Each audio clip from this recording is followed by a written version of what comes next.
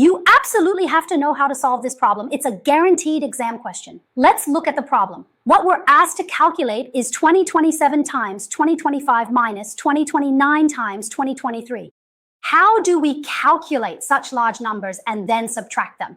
Doing it directly would definitely be tough. So today, let's explore how to use the combination of numbers and shapes to solve this problem. How do we draw a diagram for this? When you multiply two numbers, one big and one small, does it remind you of the formula for the area of a rectangle, length times width? So next, look, I'll just draw a rectangle. This rectangle has a length of 2027 and a width of 2025. So its area is just the product of those two, right? Okay, so how do I draw a diagram for the next part? Let's compare. What's the difference between 2029 and 2027? It's 2. So, following along, I'll draw a small segment with a length of 2. When you add that to the original, doesn't the whole thing become the new length? So, how do I represent this 2023? Well, compared to this one, it's also a difference of 2, right? Here it's 2025, so I need to subtract 2, correct? Let's say I cut it off at this point. And this segment here has a length of 2. Next, I'll draw it horizontally across.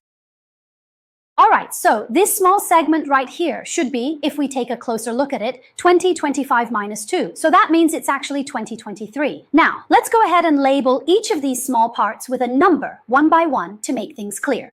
This is circle 1, this is circle 2, and this is circle 3. So pay attention. What we're actually calculating here is circle 1 plus circle 2 minus circle 1 plus the area of circle 3. 1 minus 1, doesn't that just cancel out? So actually, we're just left with the difference between the areas of these two small sections. So how do I find the area of this part? It's also a rectangle, so it should also be length times width.